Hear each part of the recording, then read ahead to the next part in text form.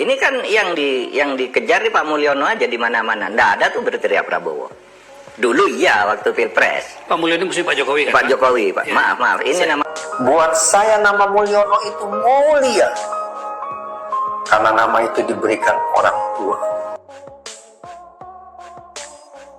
Buat kalian yang masih terus menarasikan hal-hal yang negatif, kita semua harus bangga jadi orang Indonesia. Ya, kita kritik bangsa kita, tapi kritik yang membangun. Jangan kritik merasa semua jelek. Kalau jelek pindah aja kalau dari Indonesia ini. Ya, saya suka kesel juga kadang-kadang bilang ini kurang Allah. Aku tanya juga, saya lihat sekarang dulu waktu dia jadi pejabat apa kerjanya, tak jelas juga. Kan sekarang jejak digital kamu kan kelihatan. Jangan sombong lah kau, bicara-bicara kritik-kritik kau, you have done nothing.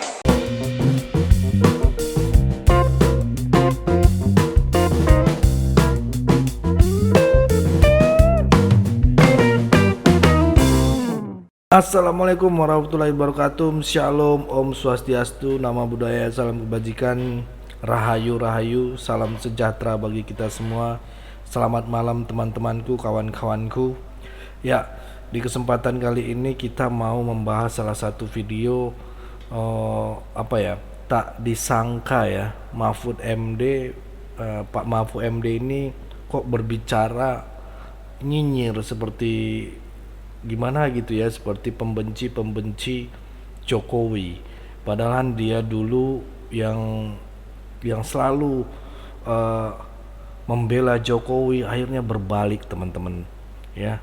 Padahal dia dulu memuji, melihat sosok Jokowi itu tidak korupsi dan sebagainya. Tapi akhirnya teman-teman yang dulu notabene 1 tahun yang lalu masih jadi anak Bapak Jokowi ya, jadi menterinya Pak Jokowi, malah bilang Mulyono, semua karena Mulyono. Seperti apa pembencinya saat Jokowi saat ini yang bilang Mulyono, ini salah Mulyono, ini gara-gara Mulyono. Tapi nggak apa-apa teman-teman, nggak apa-apa. Karena ucapan blunder Mahfud MD itu langsung diskakmat habis-habisan oleh para rakyat Indonesia yang mencintai Pak Jokowi. Seperti apa videonya?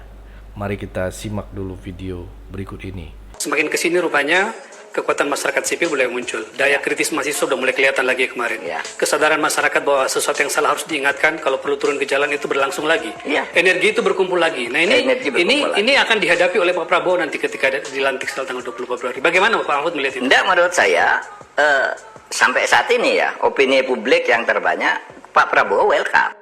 Ini kan yang dikejar di Pak Mulyono aja di mana-mana. Nggak ada tuh berteriak Prabowo. Dulu iya waktu Pilpres. Pak Mulyono musuh Pak Jokowi kan? Pak Jokowi, Pak. Ya. Maaf. Ini nama video. Nah, itu tadi videonya teman-teman. Sekarang saat ini narasi itu seakan-akan Pak Jokowi berseberangan dengan Pak Prabowo ya.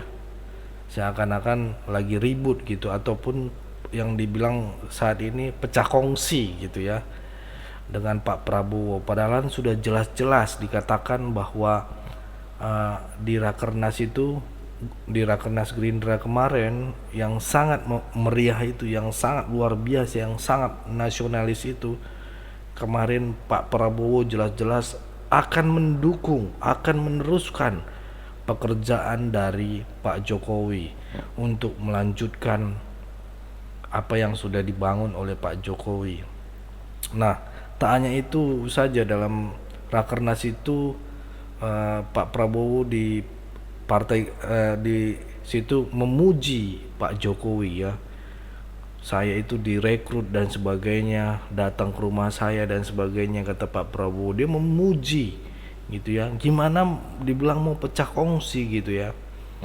Itu teman-teman ya, di Rakernas Partai Gerindra tersebut. Kalian tonton deh nanti ya, videonya ada itu nasionalis sekali dari awal sampai akhir ya, tontonnya biar tidak salah paham gitu ya, kayak penghujat itu ya. Bahkan di situ Gerindra tersebut tepuk tangan gitu kan, kader-kadernya tepuk tangan gitu, berterima kasih untuk Pak Jokowi. Ada lagi, terima kasih Pak Jokowi gitu, bergema lah gitu di gedung GBK itu tersebut gitu ya. Lah ini kok Pak Mahfud MD sampai bicara seperti ini udah aneh teman-teman ya. Begitulah politik ya teman-teman ya, kadang kawan, kadang lawan, kadang memuji, kadang meludah gitu, kadang dijilat lagi ya kan. Gitu teman-teman ya, mari kita saksikan dulu video berikut ini. Coba nitip, saya ini presiden pilihan rakyat, kan gitu dia. Gua bagus. Emang iya, emang pilihan rakyat. Intel kita ada. Saya juga coba Intel kita yang kemarin tuh ya, bisa meledak begitu besar organik di berbagai kota. Mas, selama saya menjadi Menko Polhukam, itu mengatasi ledakan begitu gampang kok. Kalau Intelnya itu memang dibolehkan bekerja. Menurut saya itu isyaratnya Pak Prabowo juga. Udah biarinlah kalau memang untuk rakyat berekspresi, mengajukan pendapatnya. Karena dulu Anda tahu ketika kalau mau ada demo itu 3 hari sebelumnya kita tahu ini gampang atasinya tuh, kekuatannya tuh ada di Cakung sekian orang, porlaknya namanya sudah bisa diukur oleh Intel ya, sudah bisa diukur ya. Itu teman-teman ya, Pak Mahfud jangan lupa ya, kepala BIN siapa sebenarnya gitu ya. Kepala BIN itu Pak Budi Gunawan, dan itu merupakan orang kuat Bu Mega gitu loh ya. Jadi bukan Pak Prabowo yang mengatur semua itu, harus dipahami dulu. Yang mengatur semua itu loh adalah kepala Intel, adalah Pak Budi Gunawan, dan itu orang dekat sekali dengan Ibu Megawati, ketumnya PDIP. Terus dibilang tadi waktu saya memimpin dulu itu pasti selesai lah ya, dibilang uang dulu Bu Mega masih bersatu sama Pak Jokowi. Tapi sekarang ya pikir sendirilah, udah pecah kongsi. Enggak ya, udah bubar lah ibaratnya ya. Itu ya teman-teman ya. Saya mau bagikan juga video Pak Mahfud MD buka-bukaan soal Pak Jokowi, karena jejak digital pasti ada teman-teman. Maka dari itu saya akan berikan video ini, bukakan biar teman-teman bisa pahami gitu ya, bagaimana Pak Mahfud membela Pak Jokowi sampai mati-matian gitu ya, dan akhirnya sekarang menghina Pak Jokowi lagi dengan mengatakan ya itu Mulyono. Ya teman-teman, mari kita simak dulu video berikut ini. Kalian boleh menyebutnya Raja Jawa. Betul. Kalian boleh juga menyebutnya Raja Nusantara. Kalian masih diizinkan untuk mengatakan Mulyono, karena memang nama sebenar. Apa salahnya dengan Mulyono? Mulyono artinya anak laki-laki yang mulia. So what? Orang yang mulia dan Anda terbukti. dengar pernyataan Prabowo dengan tegas. Ya.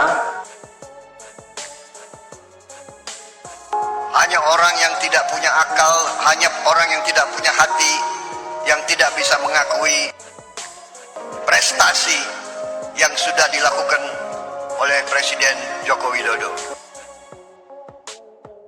Kalau Anda masih punya hati nurani,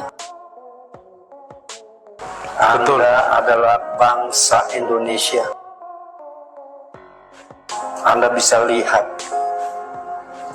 prestasi Bapak Jokowi.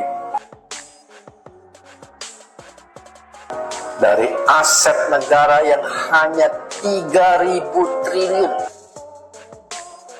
di tahun 2014 saat Jokowi lengser, aset negara bertambah menjadi 13.000 triliun. Apakah ada ucapan terima kasih dari kita, bangsa Indonesia, rakyat? Ya, saya mengucapkan terima kasih Bapak Joko Widodo, Bapak yang berhati mulia. Yang berhati mulia makanya dinamakan Mulyono oleh orang tua. Bapak sudah berbakti selama lebih dari 10 tahun. Saya ucapkan terima kasih. Anda lihat prestasinya. Anda lihat prestasinya. Sudah membangun 366.000 kilometer jalan desa, 1,9 juta meter jembatan desa, 2.700 kilometer jalan tol yang baru, 6.000 kilometer jalan nasional, 50 pelabuhan dan bandara baru, 43 bendungan, 1,1 juta hektar jaringan irigasi baru, dan menurunkan biaya logistik dari 24% jadi 14%, dan menyamakan harga BBM satu harga dari Papua sampai ujung-ujung Nusantara.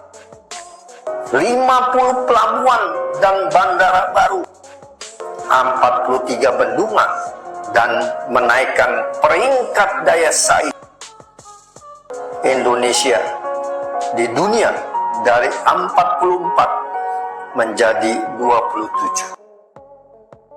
Apakah itu kurang cukup kita menaruh rasa hormat kita kepada seorang bernama Joko Widodo alias Mulyono?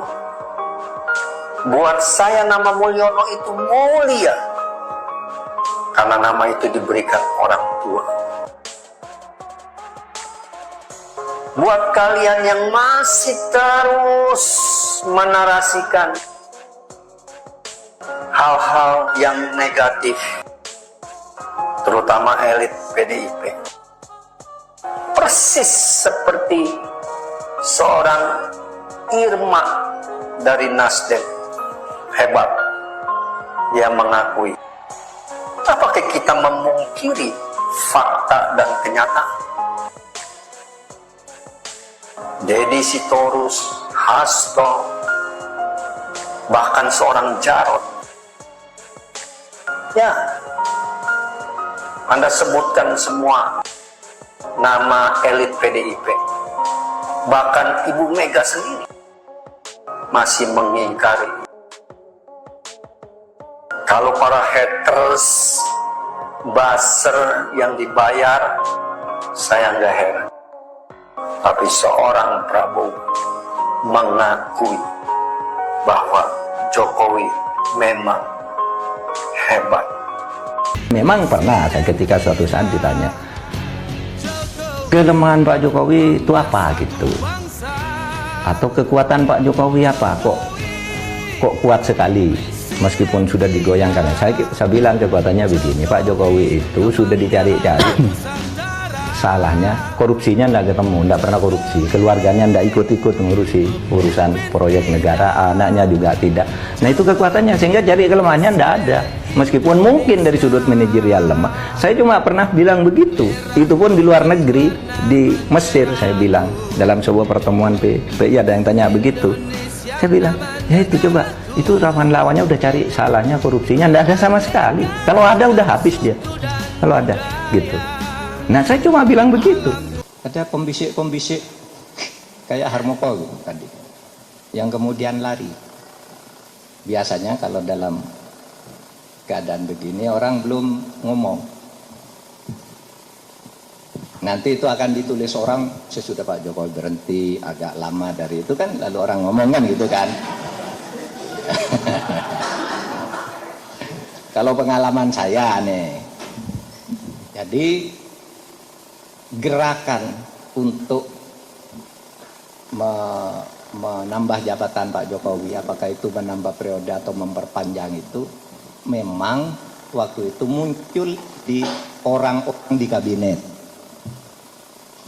Udah nggak bisa dirahasiakan lah, itu kan ada gerakan ini, gerakan itu, pidato ini di kabinet. Tapi pada waktu itu penolak kelemahan Pak Jokowi itu apa gitu, atau kekuatan Pak Jokowi apa, kok kuat sekali meskipun sudah digoyangkan. Saya bilang kekuatannya begini, Pak Jokowi itu sudah dicari-cari, salahnya korupsinya nggak ketemu, nggak pernah korupsi, keluarganya nggak ikut-ikut mengurusi urusan proyek negara, anaknya juga tidak. Nah itu kekuatannya, sehingga cari kelemahannya nggak ada, meskipun mungkin dari sudut manajerial lemah. Kalau ada udah habis dia, kalau ada gitu. Nah saya cuma bilang begitu, apa itu memuji-muji, itu fakta sampai sekarang. Pak Jokowi itu ada pembisik-pembisik kayak Harmoko gitu tadi, yang kemudian lari. Biasanya kalau dalam keadaan begini orang belum ngomong, nanti itu akan ditulis orang sesudah Pak Jokowi berhenti agak lama dari itu kan, lalu orang ngomong kan gitu kan. Kalau pengalaman saya nih, jadi gerakan untuk menambah jabatan Pak Jokowi, apakah itu menambah periode atau memperpanjang, itu memang waktu itu muncul di orang-orang di kabinet. Udah nggak bisa dirahasiakan lah, itu kan ada gerakan ini, gerakan itu, pidato ini di kabinet. Tapi pada waktu itu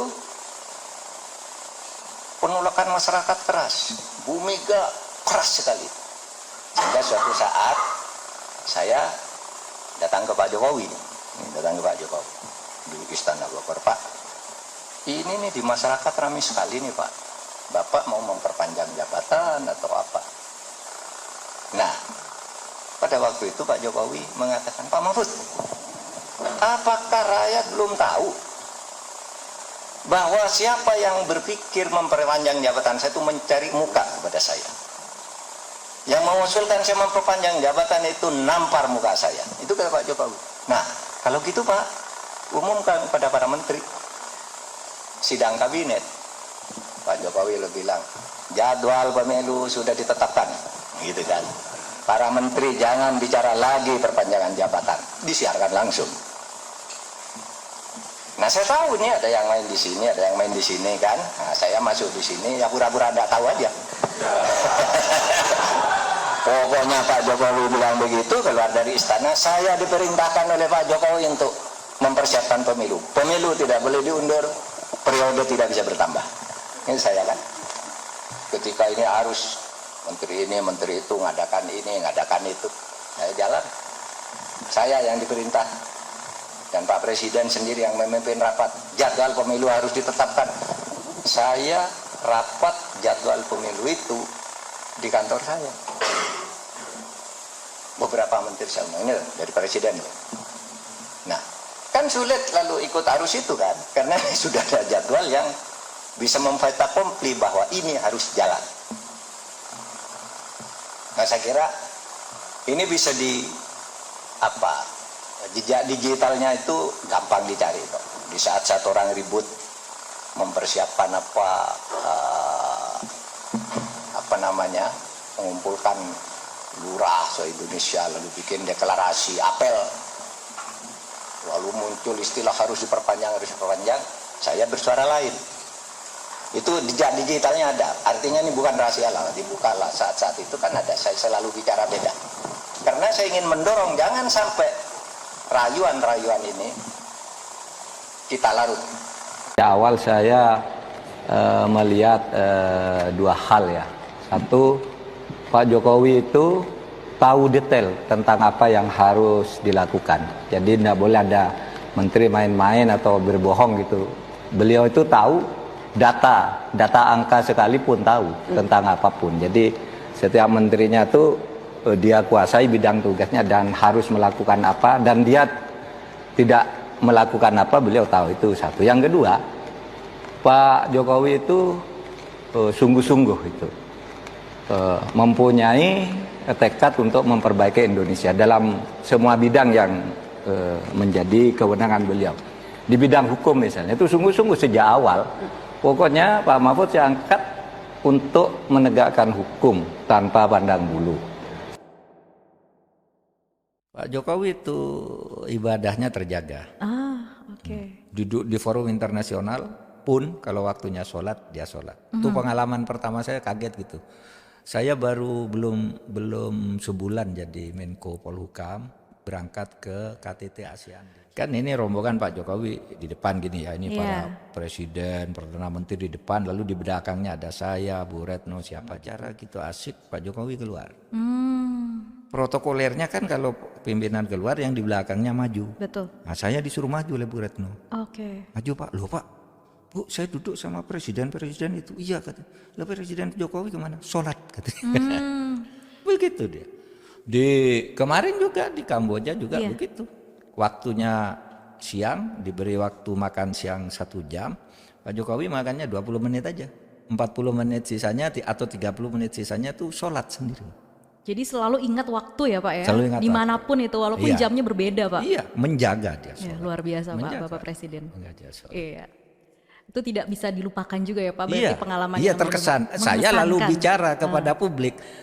Anda ini kepada masyarakat yang selalu mengatakan pemerintah anti-Islam, kamu gimana bilang pemerintah anti-Islam? Wong presidennya rajin sholat, di masjid para menterinya, di kabinet para menterinya puasa Senin Kamis, sholat kalau waktunya sholat.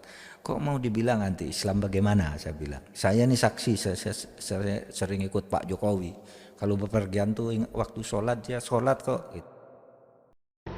Saya ingin sampaikan terima kasih kepada Pak Jokowi karena 5 tahun yang lalu atau 4,5 tahun yang lalu beliau meminta saya menjadi Menko Polhukam. Saya semakin banyak belajar dan tahu bahwa beliau itu sangat peduli terhadap kesejahteraan rakyat dan kebaikan rakyat. Itulah sebabnya pada tahun ini saya bersedia pula ketika diminta menjadi cawapresnya Pak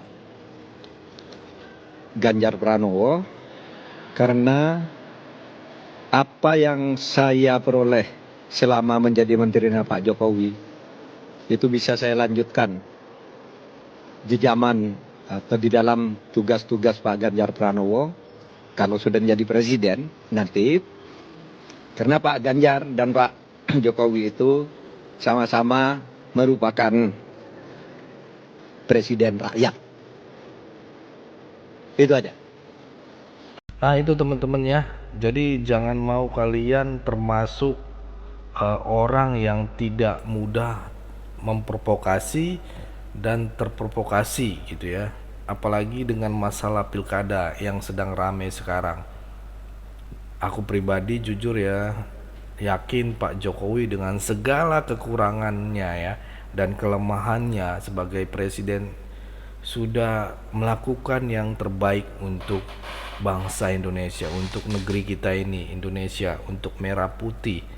Pemimpin negara yang sudah memberikan kualitas ya, menaikkan walaupun banyak gitu, menaikkan derajat derajat Indonesia ya di kancah khususnya Asia ya. Dia adalah sosok yang cukup amanah, mau bekerja keras sehingga Indonesia bisa next level lah gitu ya. Teman-teman bisa lihat lah, Indonesia mulai next level gitu karena di luar negeri juga sudah mengakui, khususnya Singapura, terus Malaysia sudah mengakui ya. Bagiku itu sosok presiden ya terbaik pada saat ini ya yang pernah dimiliki Indonesia gitu ya.